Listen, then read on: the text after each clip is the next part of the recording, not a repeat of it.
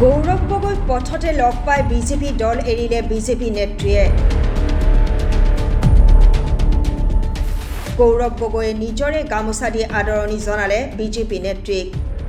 ডিমৌৰ বিভিন্ন স্থানত 15খন নিৰ্বাচনী সভাত অংশগ্ৰহণ গৌৰৱ গগৈৰ। গৌৰৱ গগৈৰ সভাত চাহ শ্ৰমিকৰ স্বতঃস্ফূৰ্ত সঁহাৰি। ডিমৌ বিধানসভা সমষ্টিত তুংগত উঠিছে 14 নং যোৰহাট লোকসভা সমষ্টিৰ নিৰ্বাচনী প্ৰচাৰ। ডিমৌৰ কাষৰীয়া ৰজাবাৰী চাহ বাগিচাৰ পৰা গৌৰৱ গগৈয়ে দলৰ নেতা কৰ্মীসকলক লগত লৈ নিৰ্বাচনী প্ৰচাৰত ভাগ লয়। মুখ্যমন্ত্ৰী হিমন্ত বিশ্ব শৰ্মাক কটাক্ষ কৰি গৌৰৱ গগৈয়ে কয়, ৰজাবাৰী চাহ বাগিচাৰ শ্ৰমিকসকলক চৰকাৰে অন্যায় কৰিছে, কিয়নো চৰকাৰে বাগিচাখন মন্ত্ৰী বিধায়কৰ ঘনিষ্ঠৰ হাতত চমজাই দিয়াৰ পিছৰে পৰা বাগিচাত কৰ্মৰত চাহ শ্ৰমিকসকলে বিগত 8 মাহে পাৰিশ্ৰমিক লাভ কৰা নাই, যাৰ ফলত শ্ৰমিকসকল আৰ্থিক সমস্যাত ভুগিবলগীয়া হৈছে। আনফালে গৌৰৱ গগৈয়ে নিৰ্বাচনী প্ৰচাৰৰ মাজতে বিজেপিৰ এগৰাকী নেত্ৰীয়ে কংগ্ৰেছ দলত যোগদান কৰাত গৌৰৱ গগৈয়ে নিজৰ ডিঙিৰ গামোচা খুলি নেত্ৰীগৰাকীক পিন্ধাই কংগ্ৰেছ দললৈ স্বাগতম জনায়। আজি চাহ শ্ৰমিকসকলক যি ধৰণে এইখন চৰকাৰে অন্যায় কৰিছে, অত্যাচাৰ কৰিছে, দুখৰ কথা। অলপ দিন আগতে মেট্ৰিক পৰীক্ষা হৈ গ'ল।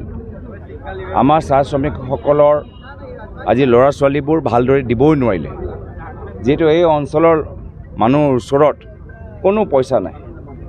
তো যাৰ ফলত সেই ল'ৰা ছোৱালীবোৰতো ডাঙৰ এটা গুৰুত্বপূৰ্ণ সময়টো নষ্ট হ'ল। আৰু সেই সময়ত এইখন চৰকাৰে কি কৰি আছে?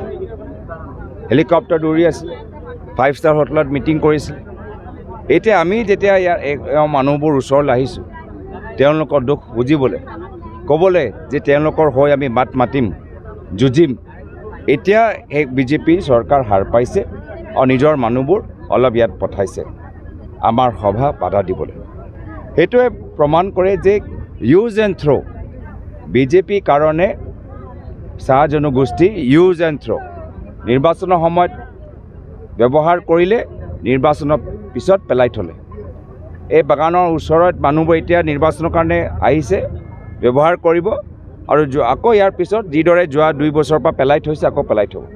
আমি মানুহক কৈছোঁ যে এই যে ব্যৱহাৰ মাত্ৰ নিজৰ ব্যক্তিগত স্বাৰ্থৰ বাবে বিজেপি যিদৰে চাহ জনগোষ্ঠীৰ ৰাইজক ব্যৱহাৰ কৰে, অফিচত পেলাই থয়, তাৰ বিৰুদ্ধে আমি মাত মাতিম, বলিষ্ঠ কণ্ঠৰে মাত মাতিম।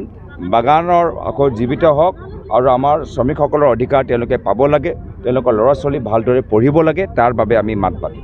দিছপুৰত বহি থকা যিজন ৰজা আছে, তেওঁতো অসমৰ মাটি কিনিবলৈ বিচাৰে, কাৰোবাৰ নিজৰ নামত, কেতিয়াবা পৰিবাৰৰ সদস্যৰ নামত, কেতিয়াবা মন্ত্ৰীসকলৰ নামত। এই দিছপুৰত বহি থকা এটা বিশেষ ৰাজমহলৰ ভিতৰত মানুহবোৰ মন্ত্ৰীসকল আমাৰ অসমৰ গোটেই বাগানবোৰ লৈ নিজৰ ব্যক্তিগত প্ৰপাৰ্টি কৰিবলৈ বিচাৰে, পাৰ্চনেল প্ৰপাৰ্টি কৰিবলৈ বিচাৰে। তাত নিজৰ ডাঙৰ ডাঙৰ ঘৰ বনাবলৈ বিচাৰে, নিজৰ ৰিজৰ্ট বনাবলৈ বিচাৰে। আৰু যি উদ্যোগপতিৰ লগত ভাল, তেওঁ উদ্যোগপতিলৈ সেই বাগানটো বিক্ৰী কৰিবলৈ বিচাৰে। কিন্তু আমাৰ যে মহিলাসকল ক'ত যাব, তেওঁ তাৰ কাৰণে চিন্তা কৰা নাই। এতিয়া দুলু বাগিচাত কি হ'ল? দুলু বাগিচাত সেই 200 ঘৰ যে উচ্ছেদ কৰা গ'ল, আজি তেওঁলোকৰ কোনো খা খবৰ নাই। যি সহায় পাব লাগে একো পোৱা নাই।